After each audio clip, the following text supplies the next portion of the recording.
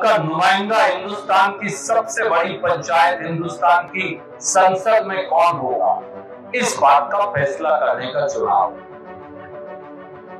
और एक नौजवान के तौर पर मेरा ये मानना कि इस देश में प्रजातंत्र बचेगा या नहीं, इस देश में हिंदुस्तान का संविधान रहेगा या नहीं, इस देश में माइनॉरिटीज को जिंदा रहने का, सांस लेने का अधिकार रहेगा या नहीं, इस देश के किसान को खेती और किसानी का अधिकार रहेगा या नहीं, इस देश के SC ST OBC को जिंदगी में आगे बढ़ने का अधिकार रहेगा या नहीं, इस देश की महिलाओं को पुरुषों के बराबर जिंदगी जीने, बेटियों को पुरुषों के बराबर जिंदगी जीने और आगे बढ़ने का अधिकार रहेगा या नहीं, इस बात का फैसला 1 जून को हमें करना है। क्योंकि हिंदुस्तान की मौजूदा सरकार ने,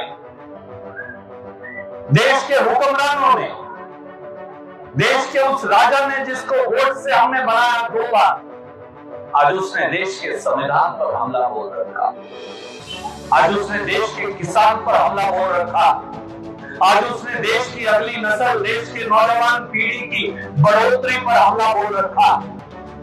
आज की सरकार उसके संरक्षण में देश की बेटियों और देश की महिलाओं की जिंदगी, उनकी अस्मत, उनके आगे बढ़ने के रास्ते पर हमला बोल रखा।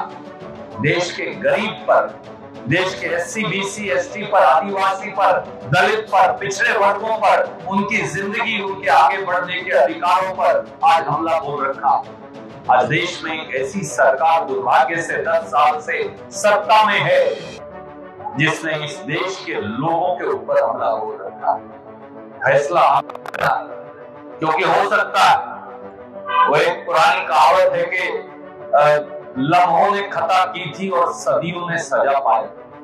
बुजुर्गवार यहाँ बैठे हैं, आपकी जो चिट्ठीदारियां हैं वो जिंदगी के तजर्बे को दर्शाती, वो मेरी पीढ़ी को नहीं। पर 38 साल राजनीतिक जीवन जीकर मैं आपको एक बात कह सकता हूं कि पार्टियों से बड़ा हो गया ये चुनाव, उम्मीदवारों से भी बड़ा हो गया है ये चुनाव। ये चुनाव अब देश को बचाने का है। क्योंकि जो लोग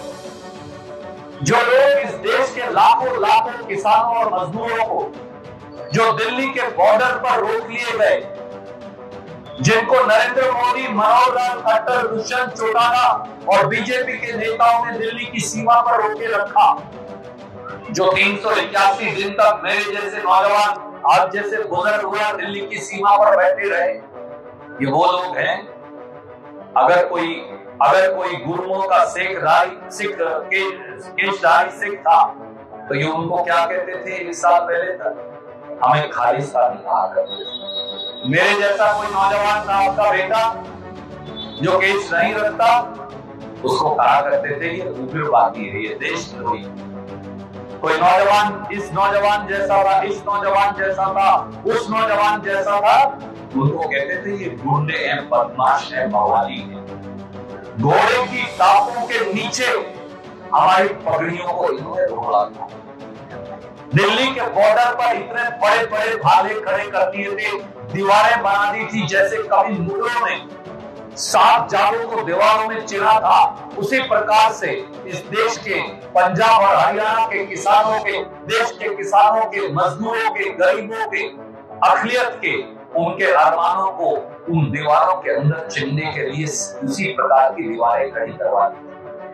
हमारे बेटे, हमारे भाई जो पुलिस और फौज के अंदर हैं, उनकी पुलिस की संगीनें, उनकी पुलिस की गोलियों की नाल, उनकी बंदूकों की नाल हमारी छातियों की तरफ करवा दी और कहा जनरल डायर की तरह इन्हें भूल दीजिएगा अगर ये एक कदम आगे रोकना है।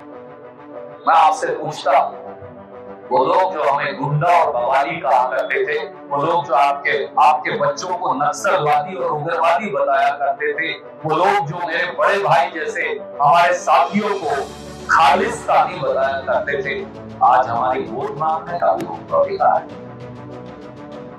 और ये देश जो है 38 साल राजनीतिक जीवन में और कई बार MLA और देश की संसद में जाकर मैं एक बात आपसे कह सकता हूं, ये देश मनमोहन सिंह जैसे सरदार मनमोहन सिंह जैसे गंभीर व्यक्ति की गंभीरता से चल सकता।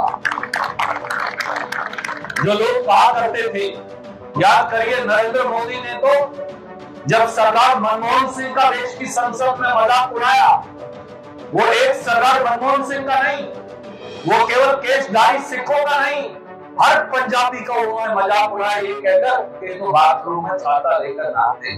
चाहिए देश के प्रधानमंत्री की भाषा हो सकती है। प्रधानमंत्री आजकल क्या कहते हैं? आपकी 2 भैंस है, कांग्रेस एक भैंस चोरी करके ले जाए। माफ कीजिए, ये देश मस्खरा नहीं, न ये देश मस्खरों का है, ये देश बहादुर लोगों का देश है। पंजाब हो, हरियाणा हो, राजस्थान हो, उत्तर प्रदेश हो, मध्य प्रदेश हो, हम गंभीर लोग हैं और राजनीति एक गंभीर विषय है।